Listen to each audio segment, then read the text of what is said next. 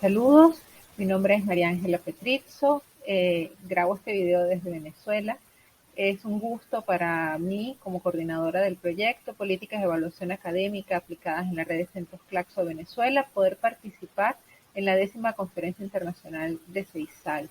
Este es un proyecto en el que participo de manera conjunta con Anel Mejías y Jimena González, también de Venezuela, y es uno de los 10 proyectos financiados durante el 2022 por el programa de apoyo a la reforma de evaluación académica que conduce DORA, que es la Declaración de San Francisco sobre evaluación de la investigación.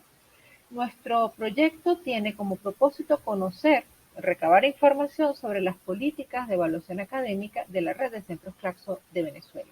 En este sentido, hemos abordado los 64 centros que componen esta red y con este estudio esperamos poder no solamente conocer las políticas de evaluación, sino incluso avanzar en una declaración conjunta para poder mejorarlas. El objetivo entonces es conocer e identificar las políticas de evaluación académicas que se conducen dentro de los centros, la red de centros Claxo de Venezuela. La metodología que hemos aplicado en el desarrollo de este proyecto tiene 3 fases. En una primera fase es una fase documental en donde nosotros hemos recabado información información histórica acerca de los cambios del sistema científico dentro de nuestro país. En segundo lugar, la fase exploratoria, donde hemos aplicado ya una encuesta a estos 64 centros y en este momento estamos en la fase de realización de la entrevista. Unas entrevistas que estamos aplicando a 12 centros seleccionados. La tercera fase, evidentemente, tiene que ver con la socialización de los resultados y la construcción de manera colectiva de una declaración conjunta por parte de todos los centros claros.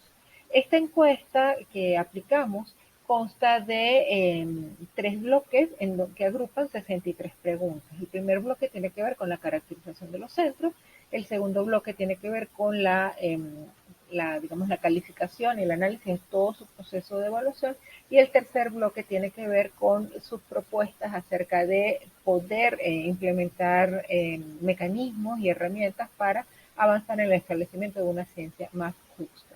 Este proyecto comenzó en febrero del 2022 y se extenderá aproximadamente hasta agosto de este mismo año.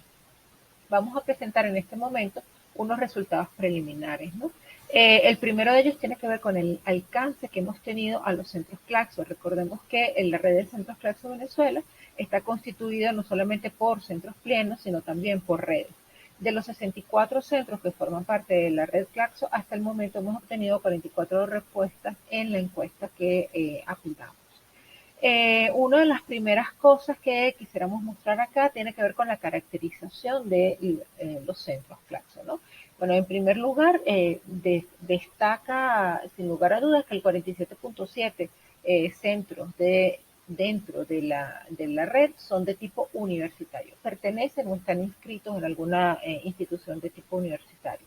En segundo lugar, se trata de, en su mayoría, centros bastante jóvenes que tienen entre 6 y 15 años de creación y que además de eso tienen 1 a 5 años de pertenencia como centros Claxo, ¿no?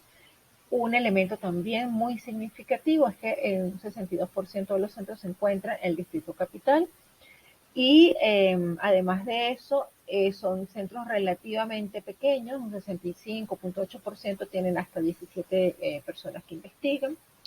Y la composición de los centros es interesante porque constituye un reflejo de un trabajo de investigación de tipo intergeneracional, ¿no? Tenemos grupos de investigación que arrancan en 21 años y terminan en 60 años o más, ¿no? La composición por género es más o menos equitativa, un 66.7% de centros tienen o bien mujeres u hombres, entre 1 y 7 personas de este género, ¿no? Con respecto a los cargos ocupados por mujeres, el 90% de los centros informó contar con mujeres en algún tipo de rango alto, medio u operativo, ¿no? Destacan el 84.09, por ciento de los centros que cuentan con altos cargos ocupados por mujeres.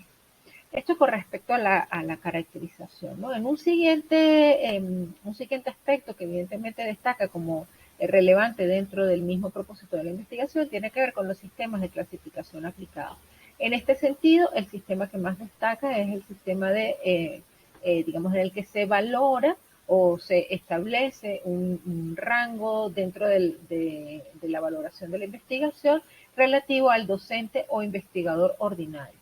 ¿Okay? Esto tiene mucha relación con el hecho de que en una parte significativa, perdón, de los centros Claxo pertenecen a instituciones de tipo universitario y esta categoría está vinculada, está relacionada con la vigente ley de universidades, ¿no?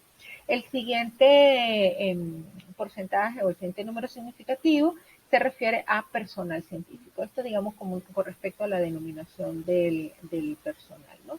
Con respecto a los sistemas de evaluación, la mayoría de los centros Claxo Venezuela indican no contar con baremos propios para evaluar la producción de quienes investigan, ¿no?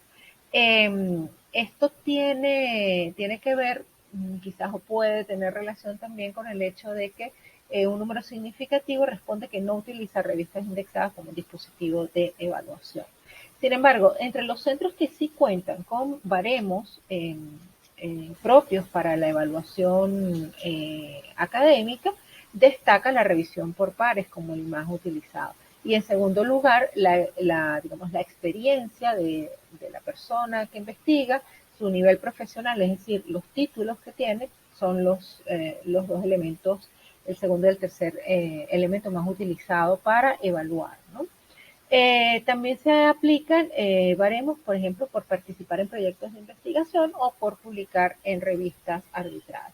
Sin embargo, más del 80% de los centros no incluye la perspectiva de género en los baremos utilizados para el reconocimiento de la producción científica. Con respecto al perfil de las personas que evalúan, más del 80% son investigadores activos, profesionalizados con posgrado y en muchos casos pertenecen al mismo el centro de referencia, ¿no? Con respecto al proceso de promoción, más de la mitad de los centros respondió no reconocer ningún tipo de producto en el proceso de ascenso o de promoción del personal.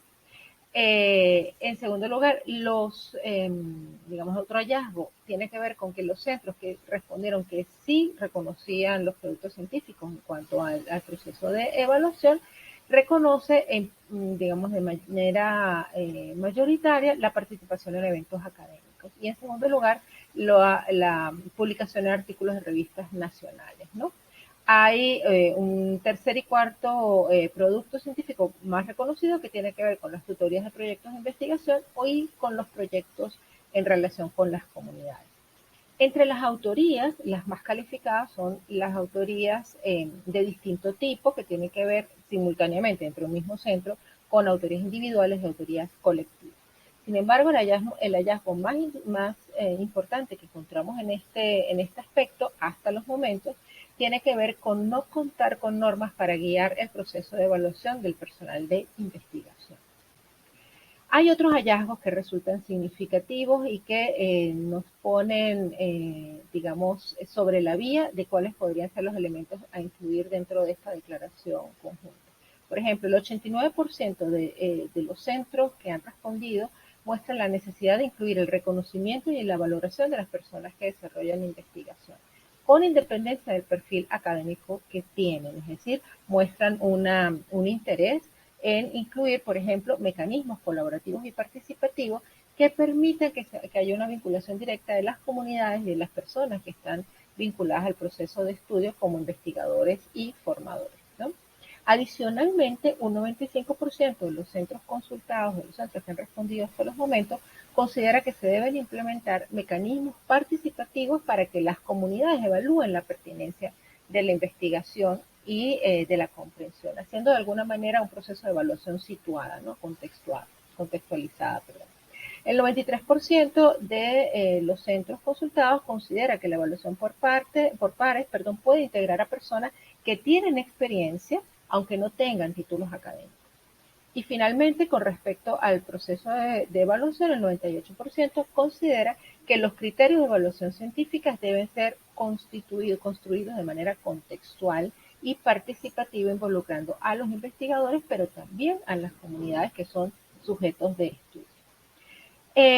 Finalmente, con respecto, por ejemplo, a temas de ciencia abierta o acceso abierto al conocimiento, tenemos que un 40% considera, de los centros considera necesario incluir la evaluación a las comunidades, en la evaluación a las comunidades, así como normativas antihegemónicas, tales como una ley de acceso abierto y difusión libre de conocimiento, cuyo proyecto ya está avanzado en la Asamblea Nacional, y otras normativas para el desarrollo de investigación y acción participativa.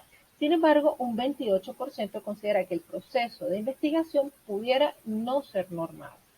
Con respecto a la ciencia abierta, un 60% de los centros declaró no contar con una política de acceso abierto, lo cual afecta evidentemente aspectos como los repositorios de información y los resultados que van a manejar, sobre todo, pero adicionalmente también los recursos educativos abiertos de los que pueda disponer, lo cual hemos visto que fue un elemento fundamental y clave para la prosecución de procesos de investigación y de formación en pandemia, pero también va a afectar los licenciamientos sobre sus resultados.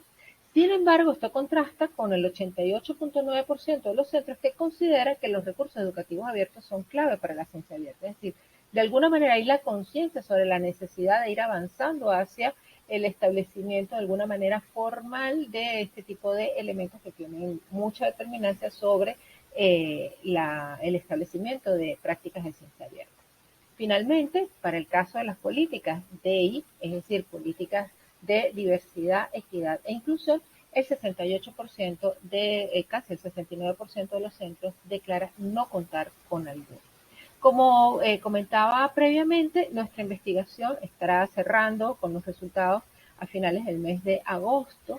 Y bueno, hemos decidido dejar la encuesta unas semanas más abierta en vista de que precisamente derivado de debilidades de infraestructura y de comunicación, pues ha sido un poco complicada la localización digamos, de la participación de todos los centros en el llenado de la encuesta, pero estamos seguros que es bastante probable que los cambios sean poco significativos en cuanto a estos avances y resultados.